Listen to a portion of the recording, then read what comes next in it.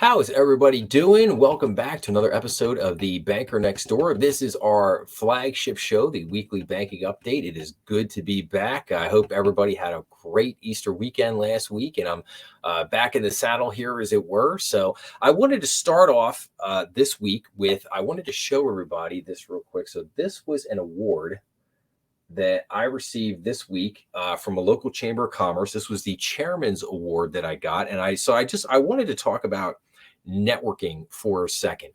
Um, Again, I got this, again, beautiful award. Everything looks great, absolutely great.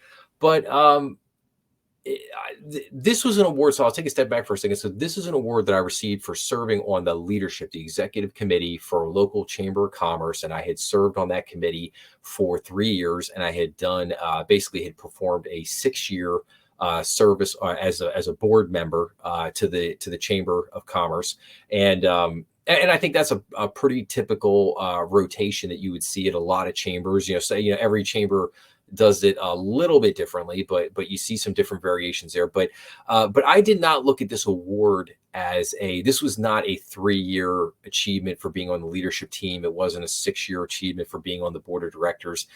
This was a more 15, 16-year commitment, because that's when I originally joined the Chamber of Commerce, was back in 2008, that I had been serving on. And you have to build. In other words, for some of the younger audience members out there, people, that want to just kind of get out there in the world, as it were, and you're out there and you want to kind of, make a name for yourself and get going over. It takes a long time, even in your local community, wherever you're at. It can take 10 years, 20 years to build a name and a reputation for yourself out in the greater community. And you have to do a lot of networking, and you have to be very committed to it. And you have to try different things. You got to try chambers of commerce, Rotary clubs, BNI, just to name a few different things. Work on some nonprofit boards and things of that nature.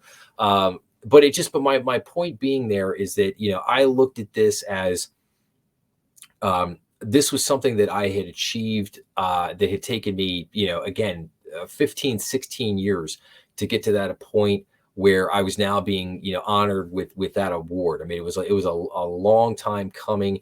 And and I think of all the wonderful people that I met along that journey, all the great chamber members and the different people in the business community locally that I worked with. And I'm sure a lot of you out there that have had these experiences. But I would definitely like to impart upon people that, like that journey, that networking journey for me, doesn't end. It doesn't end here. It just continues on.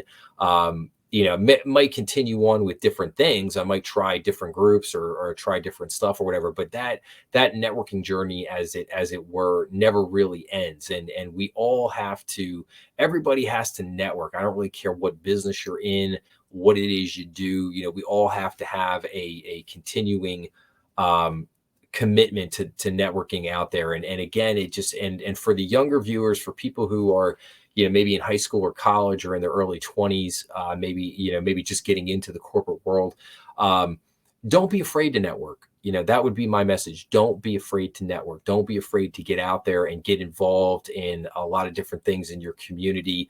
That's how you're going to get your name out there. Social media is great, but I don't think anything will replace those human face-to-face relationships that you build with other people. And those are truly the most powerful things at the end of the day.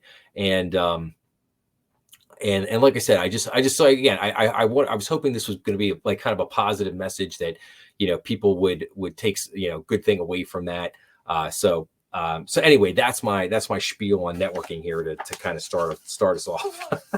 So, okay, so let's get in. Let's talk about some numbers. I've got a whole stack of stuff to talk about here this week. So let's talk about some economic numbers from last week. Some things that came in. We had consumer inflation expectations. Oh, I'm sorry. I got the wrong list here. So this is for this last week.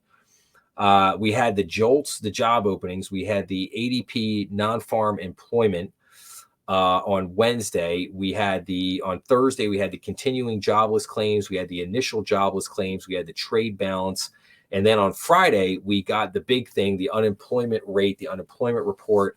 And unfortunately, once again, the unemployment report turned out to be a joke of an employment report. I mean, all of the mainstream media reported on how, we created 300,000 jobs and the unemployment rate fell or whatever. And it turned out to be all nonsense. When you really dug in deeper on the numbers, you saw that all the jobs that were created were part-time jobs.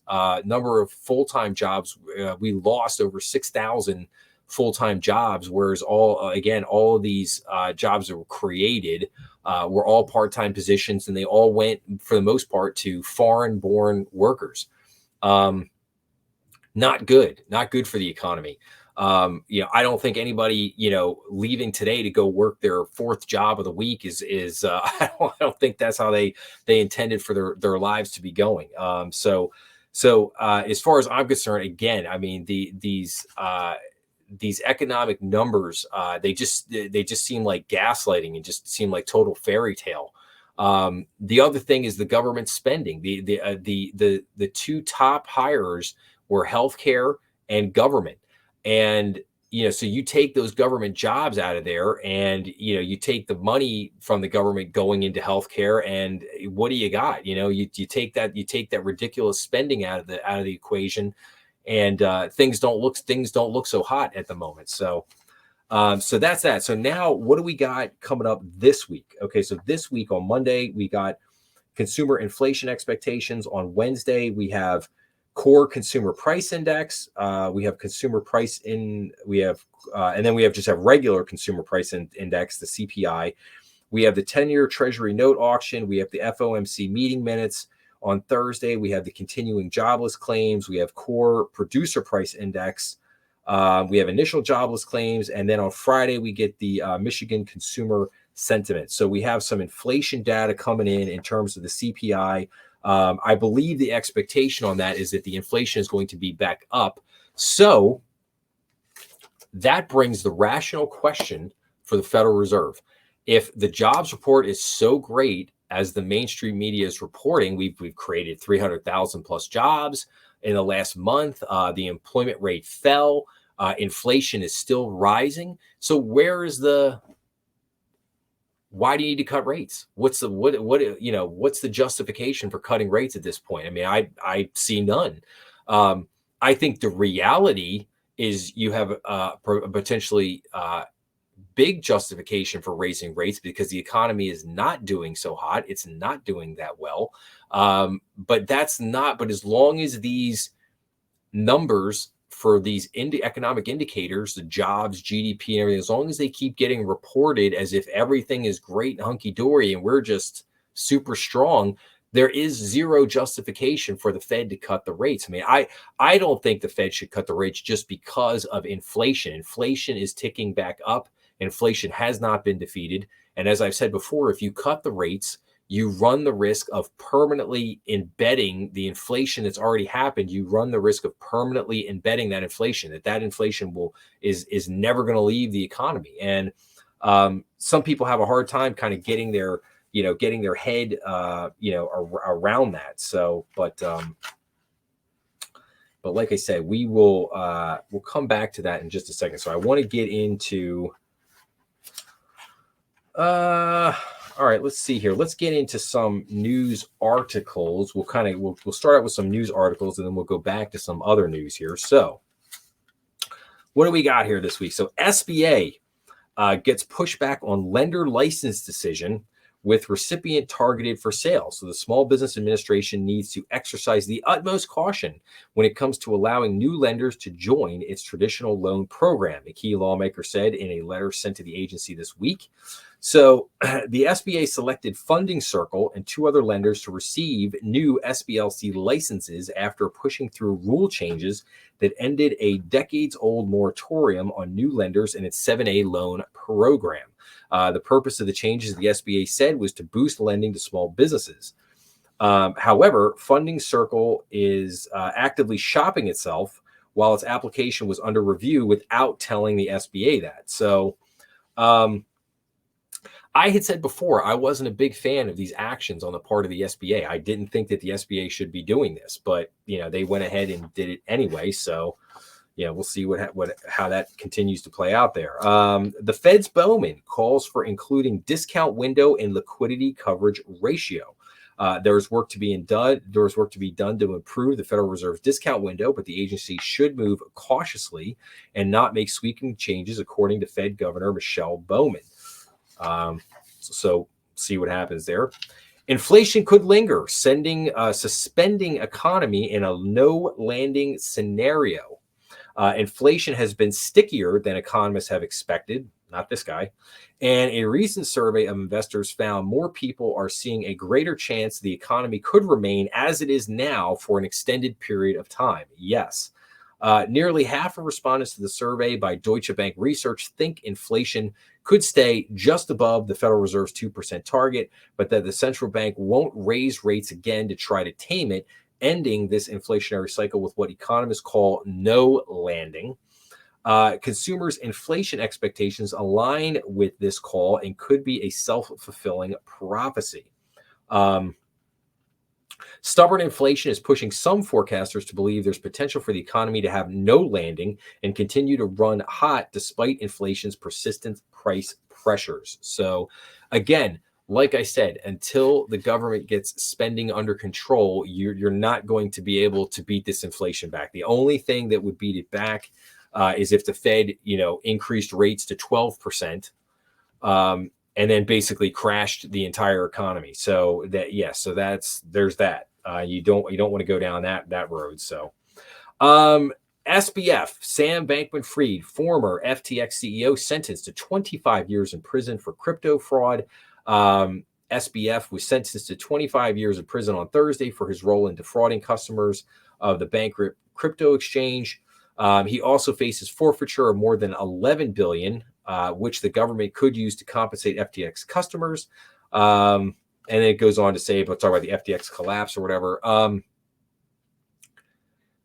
I think 25 years was way too light of a sentence for SBF. I think SBF should have got probably 50 years plus, but he's got some friends in high places, seeing as he was the second largest contributor to a certain president's campaign in 2020. So yeah, he got off. I think he got off pretty light there, and he'll probably get out in 10 years with good behavior. Okay. Another real estate giants settles commission litigation, but new filing seeks $4.7 billion from Warren Buffett firm. So real estate giant Compass Inc. has agreed to pay $57.5 million to settle allegations spread across various lawsuits that have participated in a conspiracy to keep real estate commissions high. It's the latest action in a wave of litigation that also was brought forth a requested judgment valued at more than $4.7 billion against a Warren Buffett-owned company. The financial agreement by Compass, plus plans for a host of changes to its business practices, made Compass the most recent large firm to have settled in what had become a flood of class action lawsuits that alleged a conspiracy between the National Association of Realtors, multiple listing services, and brokers to keep commissions high, largely by requiring home sellers to pay home broker commissions. So again, we have more settlements there, and I would suggest everybody. I just did an episode on this 2 weeks ago about the NAR lawsuits and everything. So I'd highly suggest, if you want some more information on that, go check out that episode. Let's see here. Stocks rally to extend fifth straight month in March as S&P 500 rises 3.1%. So stock markets are doing okay here to start the year.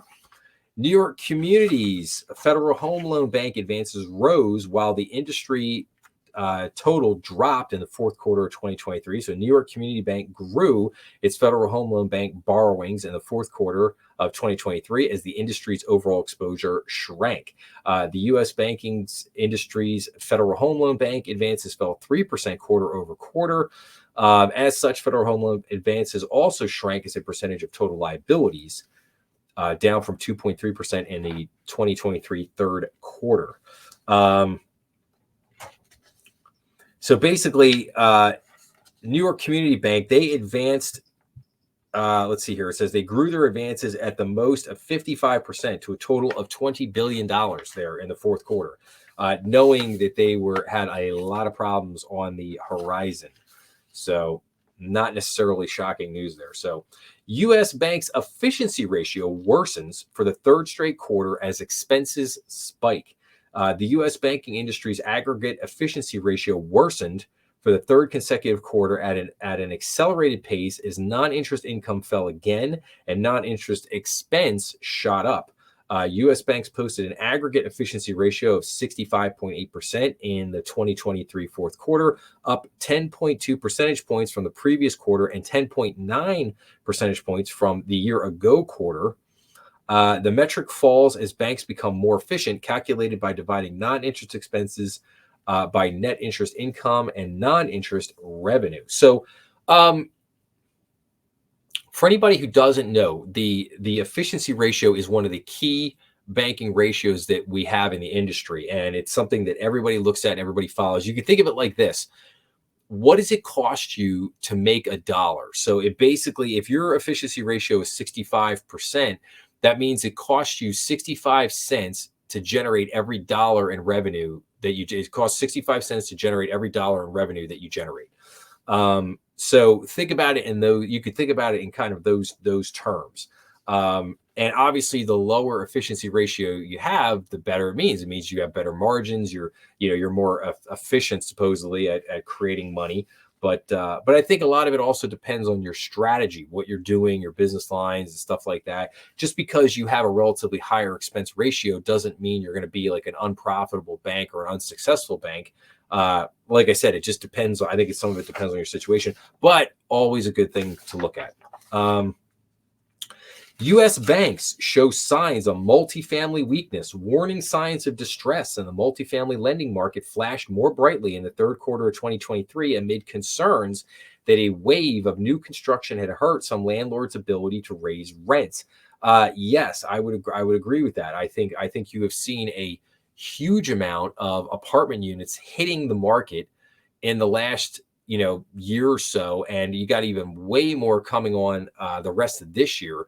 So yeah, I think that's going to put definitely it's going to put a stress as all those apartment units come on the market, and very expensive units, I might add, not cheap units. Market rent units are going to be renting for $2,000, $3,000 a unit, so a lot of money. U.S. housing market. So U.S. home prices grew at a record pace in January. So U.S. home prices continued to scale higher in January. On an annual basis, the 10-city composite logged a 7.4% increase in January, up from a 7% rise recorded the previous month. Mortgage rates show signs of declines. The 30-year mortgage was hovering around 6.81%. compared to 6.97% on March 8th, before dipping to 6.92% as of March 25th. So again, still hovering just below 7% there on the average with mortgage rates. Let's see here. U.S. bank investor activism to rise more if rates fall. Stock performance rebounds. Well, we'll see. Maybe.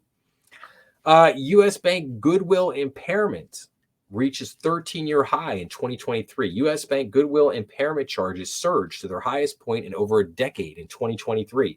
12 U.S. banks recorded $10.23 billion in goodwill impairment last year, the highest yearly total since 2010. The surge came during a tumultuous year in which industry experts say stock price pressure, a liquidity crunch, and preliminary credit cracks forced more banks to conduct interim tests outside of their usual annual schedule.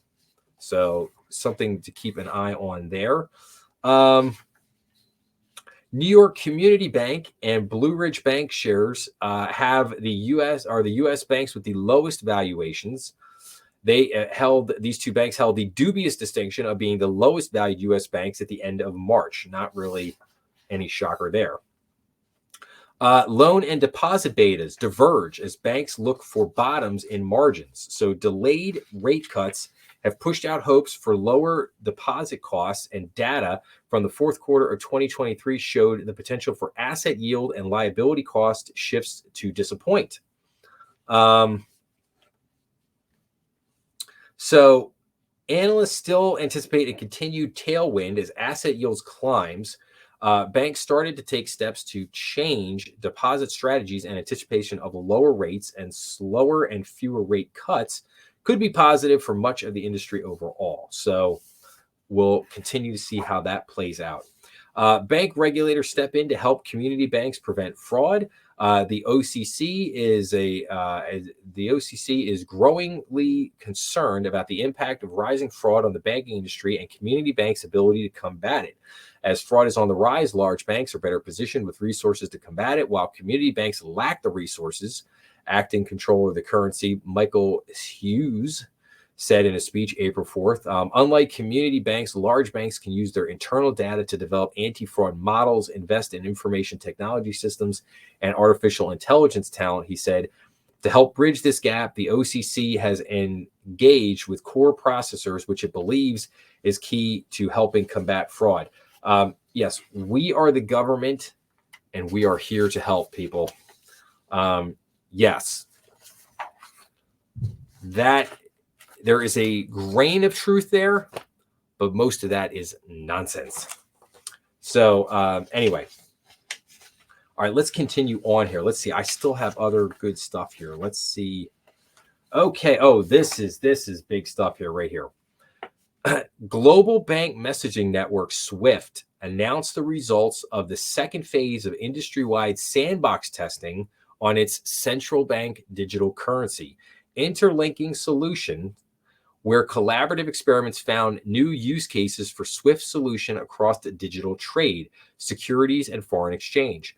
The network plans to launch a new CBDC platform in the next 12 to 24 months, aiming to connect the CBDCs currently in development to the existing finance system, according to a report by Reuters, citing an interview with SWIFT's head of innovation, Nick Kerrigan.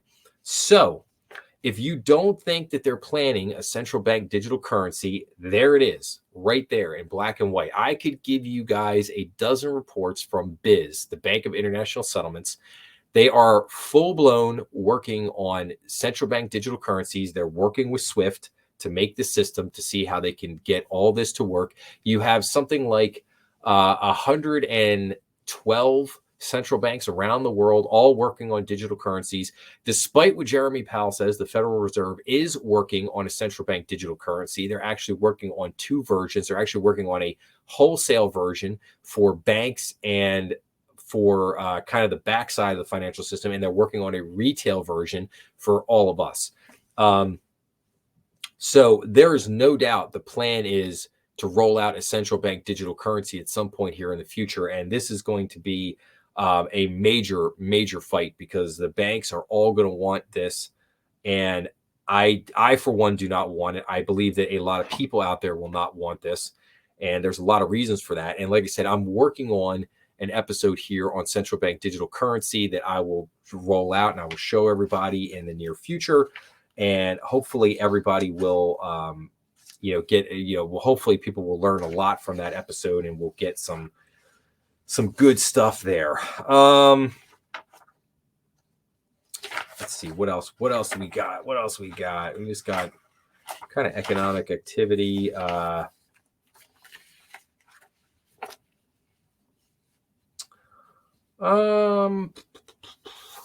Okay, here we go. So here's a couple of interesting articles here I'll have to kind of wrap up here this week.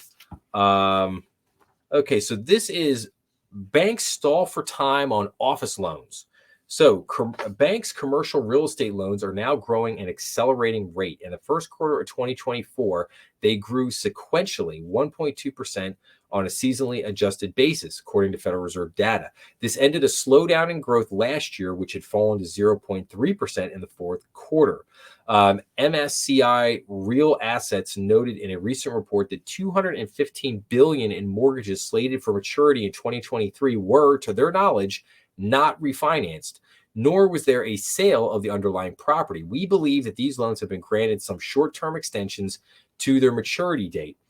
For banks, this phenomenon, which critics dub the extend and pretend, has added significantly to 2024 maturities. In a recent report noted that banks expected 2024 real estate maturities rose 34% from previous estimates. So for now, despite a sharp slowdown in new commercial mortgage deals being originated last year, longer lingering loans and prior obligations to lend to projects as they move forward are sustaining banks' lending volumes. Existing commitments keep funding up and maturing loans have nowhere to go. They estimated that about 40% of banks' CRE loans maturing this year are actually ones that were supposed to mature in 2023. So this is a good news, bad news situation. On the one hand, loans aren't being written off and losses aren't being crystallized, but they also aren't being paid off and resolved. The issue lingers and forces investors to keep making calls about whether the loans will ultimately perform as banks are anticipating. Large banks tracked by Autonomous have, at last report, set aside loan loss reserves for their office portfolios worth about 8% of those loans. How much cushion investors demand will play a major role in whether bank stocks can keep pushing ahead. It's an interesting thing. Banks are continuing to go with the extend and pretend and keeping flowing forward with that. And, that it's just, that's not a good thing. That's just not a good thing for banks at all. And then, so let's see here. All right, let's finish up with Naomi Snyder, editor-in-chief for Bank Director. She had a blog this past week called Wishful Thinking. Late last year, investors were anticipating that the Federal Reserve would cut interest rates by as much as 150 basis points in 2024. 3 months later, we're still waiting for the first move. On Wednesday, the federal FOMC committee held the benchmark federal funds rate steady in the range of 5.25% to 5.5%. It turns out inflation has declined, but not enough to please FOMC members. The Fed's inflation target of 2%, and in February, the CPI rose at an annual rate of 3.2%, although that was down from 6% reported a year earlier, but still not good enough. Plenty of economic indicators, including employment, remain strong. You guys know how I feel about that one. Giving the Fed fewer reasons to cut rates. So recent indicators suggest that economic activity has been expanding at a solid pace. The Fed said in a statement released Wednesday, job gains have remained strong and the unemployment rate has remained low. The good news is that for now, at least, rate cuts appear likely later this year. The median Fed funds rate projects offered by individual FOMC members was 4.6%, implying 3.25% rate cuts between now and the end of 24. Stocks jumped on the news. On Wednesday, all three major indexes finished at record highs. Striking the right balance on rate changes remains critical as the Fed continues its pursuit of a soft landing. What does this mean in practical terms? Tellingly, the median rate projection among FOMC members for 2025 jumped to 3.9% from 3.6% in December. That would suggest 2, maybe 3.25% rate cuts next year, a sign that the Fed could be inclined to move more cautiously than many bankers and investors would like. So, yes, I think that the Fed is put themselves into a major box here. I think a lot of the economic indicators are bogus. They're BS. There's a lot of gaslighting from the mainstream media, and you're getting the rosy picture based on headlines, and they're not really digging into the numbers to give you that in-depth analysis. And if you look under the hood, so to speak, you're going to see that the economy is not doing well, that the inflation has hurt a lot of people, and amazingly, even people that are making $100,000 or $200,000 a year are falling behind in this economy. If you could believe that, it's crazy. And so the Fed, on the one hand, if you just go off of the headline numbers and the headlines of what's being reported in the press, they have literally absolutely no reason to cut rates right now. None, zero. There's no reason for the Fed to cut rates the rest of this year. But if you look at the reality and you dig into the numbers, you see that, there are some really good reasons for the Fed to think about starting to cut rates right now. So the Fed has put themselves in the box. They put themselves in this pickle, and we'll have to see how things remain out. But I, for one, would not be surprised if things basically remain relatively where they are for the most part of the rest of the year. Um, so we'll just have to keep an eye on that and see what continues to happen. But I thank you so much for joining me this week. I hope everybody will go and check out some of the other episodes that I've posted up. If you haven't had a chance yet to check out my Lords of Easy Money series, please check that out. We're now up to part 9, and we just got into the second part of the book. The book has 3 parts to it and 18 chapters. We just got into the second part of the book, and so I hope you'll go and check out that series. Please check out some of the other episodes that I've posted up this week. And I would just say, please make sure to check us out. We are on YouTube, Rumble, and all major podcast platforms. Make sure to go out and check the bankernextdoor.com. And as always, please make sure to like, share, and subscribe. That always helps the channel. And I will look forward to seeing you all again next week, and have a great rest of this weekend and a great rest of the week. And see everybody again real soon. Thanks a lot.